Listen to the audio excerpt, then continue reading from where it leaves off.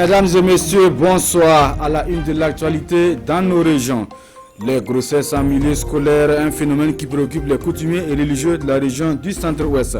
Réunis à Koudougou, ils mènent ainsi la réflexion pour une éducation sexuelle des enfants, une éducation qui passe par une communication parents-enfants, toutes choses qui devraient contribuer à diminuer le taux de grossesse en milieu scolaire. Des détails dans un instant. Abdelaziz Saré, grand vainqueur, Abdelaziz Dera plutôt, grand vainqueur du concours national de lecture et de mémorisation du Saint-Coran.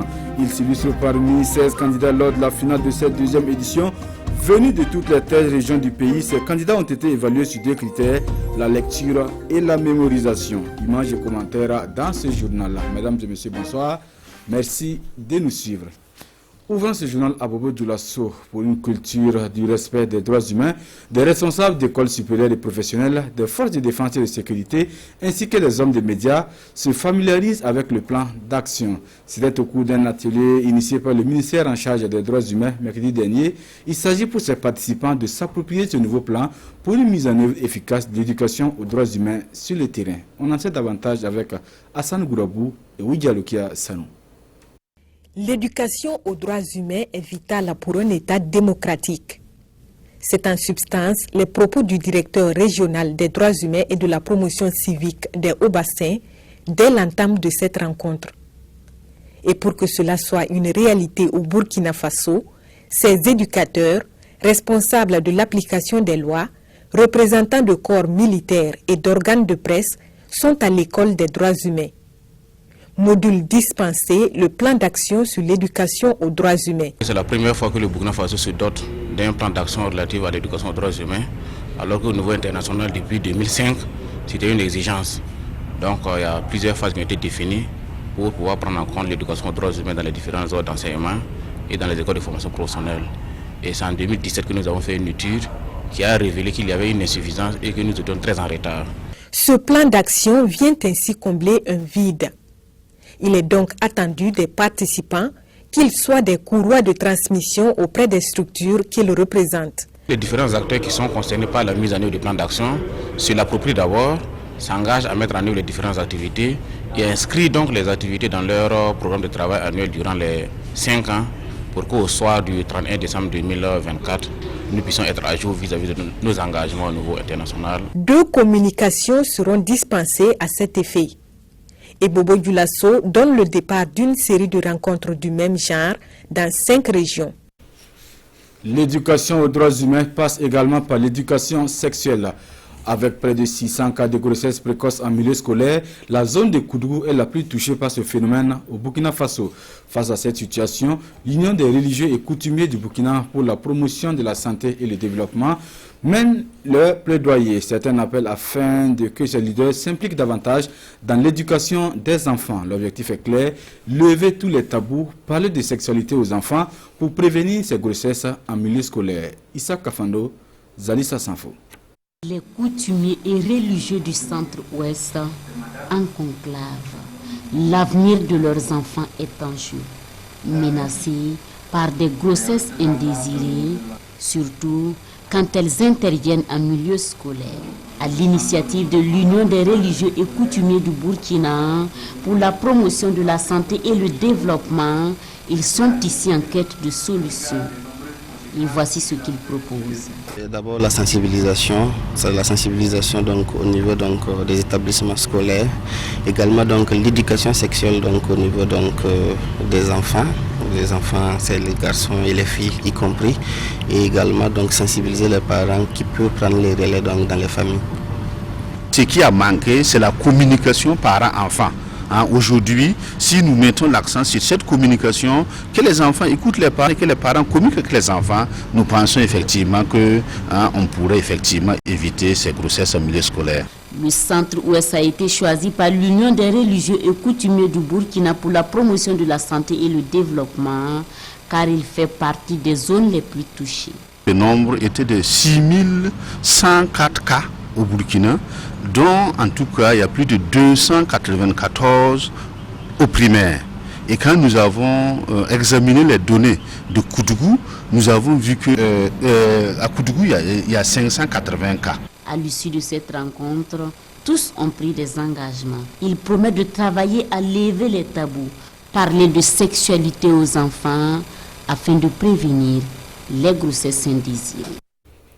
Dans un tout autre registre de l'actualité, mois d'août, mois de reboisement par excellence, l'amicale des anciens élèves de l'école primaire publique de Souli à Ouïouya dans la région du Centre-Nord joue sa partition dans la lutte contre la reforestation. 50 plans, voilà ce qu'il met en terre au sein de leur ancien établissement. Le compte rendu de Constantin Ouedraogo et Karim Bichenga. Ces némiers sont des plans mis en terre en 1995. Ici, à l'école primaire publique Souli de Ouïouya, par les élèves de l'époque. 25 ans après, les initiateurs, regroupés dans une amicale, reviennent sur leurs pas pour renforcer leur action. 50 autres plans sont apportés. C'est juste une continuité, c'est une activité qui vise à renforcer les liens de camaraderie et de solidarité entre les membres de l'association. Et deuxièmement, c'est de contribuer à la politique environnementale initiée par le gouvernement. Planter c'est bien, mais veiller à la survie des plants, c'est encore mieux, explique le représentant du parrain. Invite est donc faite à la direction de l'école et à l'association des parents d'élèves afin d'y veiller. Juste après la plantation, il faut aussi l'entretien. Donc, c'est un appel aussi que j'ai lancé à l'endroit donc du bureau de la APE et également aussi de la direction, puisque juste après, les anciens élèves vont partir et ça demande donc de l'entretien. L'école primaire publique Souli de Ouïouya est vieille de 34 ans. L'amicale de ses anciens élèves, elle, a vu le jour en avril dernier. L'objectif principal de l'association, promouvoir l'éducation et l'enfance. Et c'en est fini pour le concours national de lecture et de mémorisation du Saint-Courant.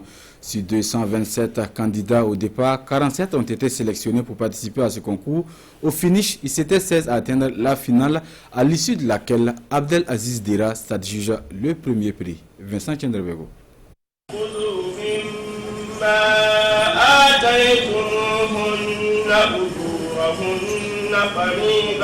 Abdel Aziz Dera de la région du Centre-Sud, grand vainqueur de l'édition 2020 du concours national de lecture et de mémorisation du Coran. Ce dimanche 30 août, dernier jour de ce concours qui a enregistré 227 candidats de toutes les 13 régions, ce sont 16 qui ont pris part à la grande finale. Le champion national est retenu sur 2 critères. Nous avons 2 catégories. Il y a la catégorie mémorisation qui est la mémorisation donc de l'ensemble du Saint-Coran. Et dans ça, nous avons 3 niveaux. Il y a ceux qui ont tout mémorisé le Coran et il y a ceux donc qui ont mémorisé la moitié du Saint-Coran. Il y a ceux qui ont mémorisé donc 2/60e donc du Saint-Coran. Donc également la deuxième catégorie, pour participer, il suffisait donc de lire tout le Saint-Coran parce qu'on peut donc lire sans mémoriser. Mémoriser le livre saint de l'islam, c'est aussi l'occasion d'inculquer les valeurs de cette religion aux jeunes selon le parrain de la présente édition.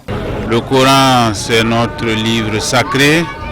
Le Coran nous prépare à nous élever spirituellement vers Dieu et l'islam, religion de paix. Il est important que nous puissions encourager les jeunes, nous puissions encourager tous les fidèles à lire et à comprendre et à pratiquer ce qui est dit dans le Coran. Abdel Aziz Dera repart avec une moto et un bon d'essence. Divers lots ont également été distribués aux autres participants. Un mot de culture dans ce journal. Du nouveau dans les bacs à disques. L'artiste musicienne Sid Payete, de son vrai nom Fatih Ilboudo, met sur le marché son nouvel album dénommé Sarli Kamba. Cet album, 7e de l'artiste, valorise la musique traditionnelle burkinabé. L'œuvre a été présentée aux hommes des médias vendredi dernier. C'était en présence de Bernard Kombelem et de Maxime Zongo. Et de 7 pour la chansonnière Fatih Ilboudo, connue sous le nom de Sid Payete. Sarli Kamba est le titre de son album qui a été dédicacé ce week-end. Au total, ce sont 4 titres qui valorisent tous nos traditions et surtout nos bonnes mœurs. Les enfants ont besoin d'être guidés et conseillés. Même nous les adultes, nous avons besoin de conseils, à plus forte raison les jeunes. Deuxième message, un vrai Burkinabé n'oublie jamais ses origines. Il doit toujours y penser. À travers des chansons riches en sonorité et en diversité thématique, l'artiste fait une introspection de nos valeurs morales et sociétales. La paix, l'amour du prochain sont également des thèmes très chers à Sidi Païté, qui invite d'ailleurs ses compatriotes à les partager en tout temps et en tout lieu. Prestations en live et démonstrations de danse traditionnelle ont clôturé en apothéose cette soirée riche en couleurs.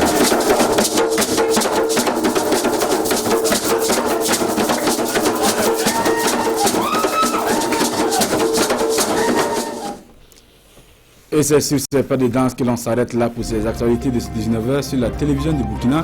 Merci de nous avoir suivis. Nathalie Kaouri vous retrouve dans quelques instants pour l'édition du 20h. Bonne suite de programme.